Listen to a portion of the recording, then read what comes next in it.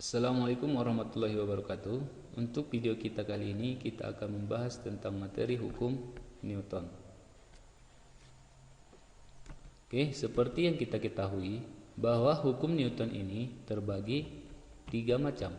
Yang pertama adalah hukum 1 Newton, yang kedua hukum 2 Newton, dan yang ketiga adalah hukum 3 Newton. Kemudian hukum Newton ini sebenarnya menjelaskan tentang hubungan antara gaya yang bekerja pada benda dan gerak yang disebabkannya. Ketiga hukum ini juga menjadi dasar mempelajari mekanika klasik. Kemudian Newton menggabungkan hukum gerak dan hukum gravitasi umum, dan ia dapat menjelaskan hukum pergerakan planet milik si Kepler. Jadi kalau kita buat di sini hukum gerak ditambah dengan hukum gravitasi bisa menjelaskan hukum pergerakan planet. Nah, di mana yang hukum gerak dengan hukum gravitasi umum itu adalah milik si Newton, dan hukum pergerakan planet itu adalah milik si Kepler. Gitu. Sekarang kita akan membahas tentang hukum 1 Newton. Jadi bunyi hukum 1 Newton adalah setiap benda akan mempertahankan keadaan diam atau bergerak lurus beraturan kecuali ada gaya yang bekerja untuk mengubahnya. Jadi kalau kita perhatikan di sini, setiap benda akan mempertahankan keadaan diam.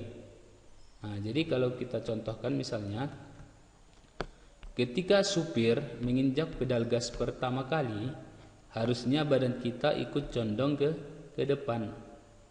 Akan tetapi kita mempertahankan posisi kita dengan melawan ke belakang. Jadi itu adalah salah satu contoh untuk hukum 1 Newton. Kemudian atau bergerak lurus beraturan kecuali ada gaya yang bekerja untuk mengubahnya. Jadi contohnya apa? Contohnya misalnya seperti ini. Mobil-mobilan yang kita dorong kemudian dilepaskan. Mobilan tersebut akan terus bergerak lurus. Tetapi lama-kelamaan akan diam karena adanya gaya luar yang mengubahnya, yaitu gaya gesek roda mobilan terhadap lantai seperti itu. Hukum 1 Newton juga menjelaskan bahwa jika resultan gaya jumlah vektor yang bekerja pada benda bernilai 0, maka kecepatan benda tersebut konstan.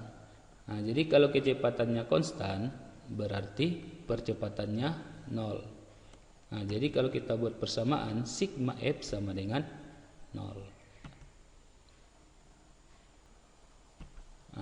Selanjutnya hukum 1 Newton ini merupakan penjelasan kembali dari hukum inersia.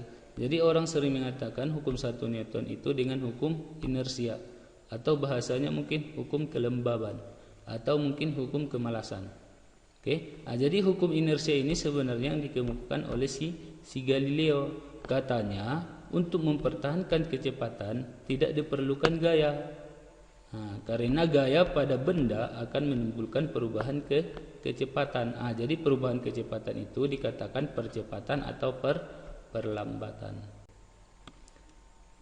Selanjutnya kita akan membahas tentang hukum 2 Newton. Jadi di sini kita lihat ada benda di atas lantai. Kemudian benda ini kita dorong, kita kasih gaya sebesar F. Kemudian benda akan bergerak dan memiliki percepatan sebesar A. Ini gambar untuk A. Sekarang kita lihat gambar B.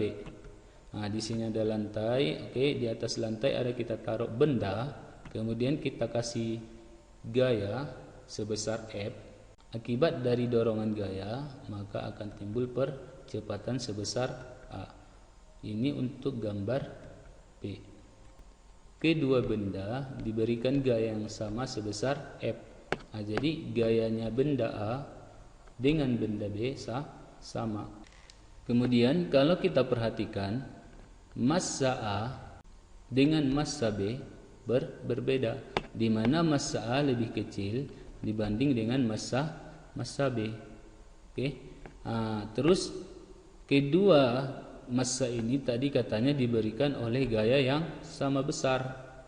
Kalau kita dorong, percepatan untuk benda A itu akan lebih besar dibanding dengan percepatan yang dialami oleh benda B. Karena kenapa? Massanya itu berbeda. Jadi kalau massanya kecil, percepatannya besar. Jadi kalau massanya besar, berarti percepatannya kecil. Seperti ini.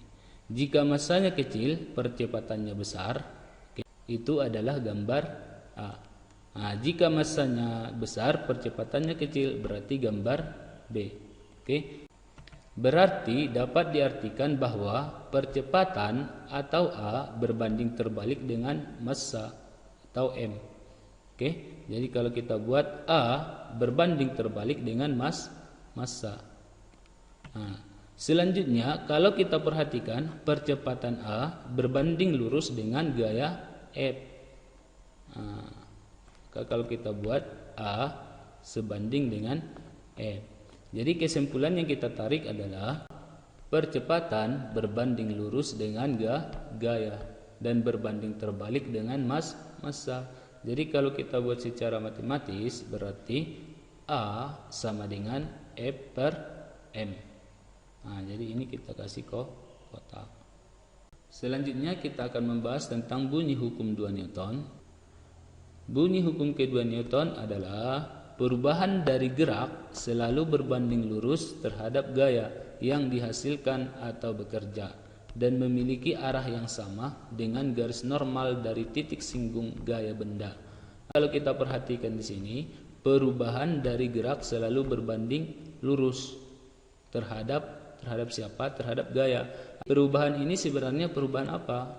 Jadi perubahan yang dimaksud di sini adalah perubahan kelajuan atau kecepatan. Jadi jika perubahan kelajuan atau kecepatannya berubah, berarti itu dikatakan sebagai percepatan.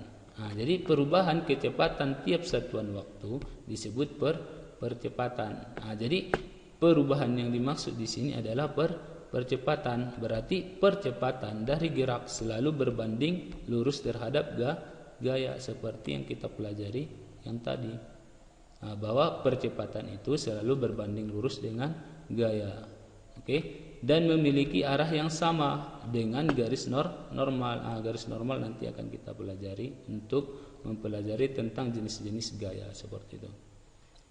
Kemudian hukum 2 Newton itu kalau kita buat secara matematis, sigma F sama dengan M dikali A.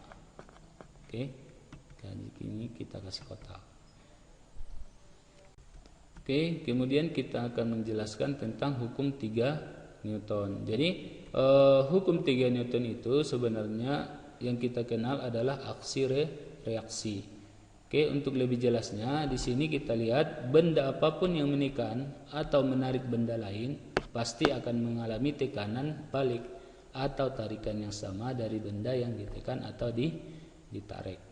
Kemudian kalau kita menekan atau memberikan gaya terhadap dinding, maka kita juga akan ditekan oleh si dinding. Dari penjelasan ini sebenarnya kita merasa bahwa berat untuk mendorong dinding, karena sebenarnya dinding juga memberikan gaya terhadap kita seperti itu.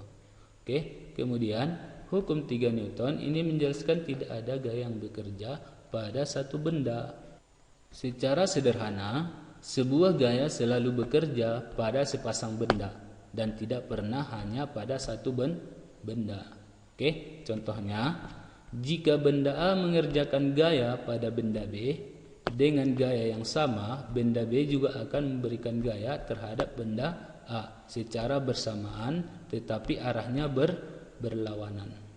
Jadi kalau kita mendorong dinding arahnya ke depan sebesar 10 Newton, berarti dinding juga memberikan gaya sebesar 10 Newton, tapi arahnya ke belakang kita, bukan ke depan kita, karena arahnya berlawanan.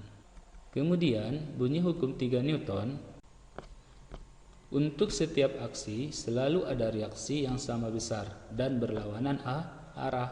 atau gaya dari dua benda pada satu sama lain selalu sama besar dan berlawanan arah. Nah, ini adalah bunyi hukum 3 Newton.